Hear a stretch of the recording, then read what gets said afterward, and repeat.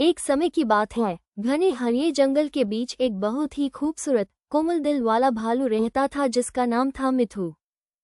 मिठू और किसी आम भालू की तरह गुस्से वाला, डरावना या अकेलापन पसंद करने वाला नहीं था, बल्कि उसका दिल तो इतना कोमल था कि वो पत्तों के गिरने की आवाज से भी चमक जाता था। जंगल में सब लोग उस पसंद करते थे क्योंकि वो किसी भी छोटे से जानवर को तकलीफ नहीं देता था, बल्कि उन्हें आम, जामुन और शहद दिलाकर खुश करता था। पर एक बात सबको हैरान करती थी, मिठू बहुत डरपोक था।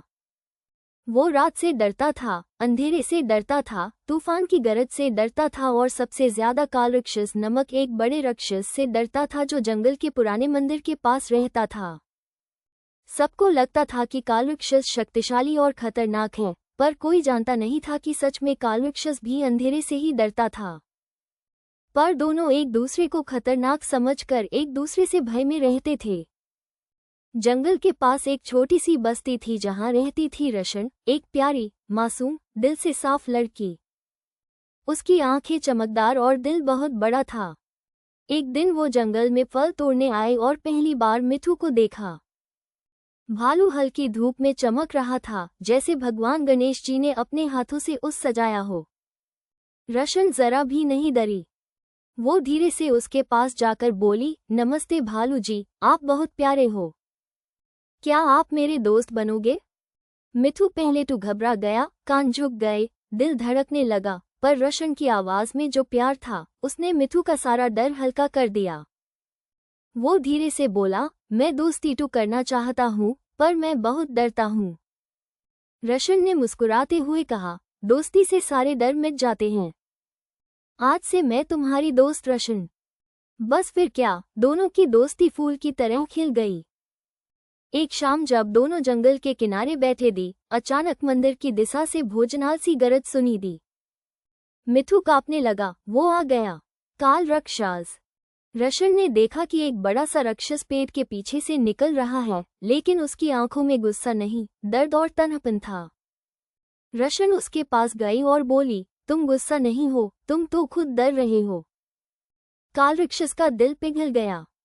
वो रो दिया और बोला, मुझे अंधेरे से डर लगता है, इसलिए मैं जोर से गरजता हूँ ताकि कोई मुझे नजदीक ना आए। सब समझ गए, मिठू और काल राक्षस दोनों एक ही जैसे थे, दोनों अंधेरे से डरते थे, पर दोनों एक दूसरे को शैतान समझ बैठे थे। लेकिन तभी आसमान में काली बदल की बिजली चमकी। तूफान आया, रात घेरी। रशन, मिठू और काल राक्षस तीनों डर गए। तभी आसमान में से एक कोमल धुन सुनाई दी। वक्रतुंडा महकाया। जमीन पर धूप जैसी प्रकाश की लहर चमकी और गणपति बाप्पा प्रकट हो गए। बाप्पा ने प्यार से कहा, डर कभी ताकत नहीं होता, डर सिर्फ एक भाव है। अगर तुम एक दूसरे का हाथ पकड़ लो तो अंधेरा कभी डरा नहीं सकता। बाप्पा ने मिठू को साहस का वरदान दिया, काल राक्षस को शांति और प्रेम का वरदान दिया, और रशन के सिर पर हाथ रख कर कहा, तुम्हारा दिल दुनिया को रोशनी देता रहे। इस रात के बाद जंगल बदल गया। मिठू अब डरपोक नहीं रहा, काल राक्षस अब राक्षस नहीं रहा, वो अब रक्षाकर्ता बन गया। और रशन, जंगल की दिल की रानी।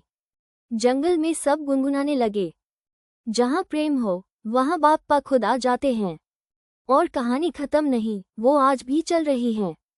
जब भी कोई किसी से प्रेम करता है, किसी का साथ देता है, वही बाप्पा का असली आशीर्वाद होता है। गणपति बाप्पा मोरया। हिबिस्कस 1।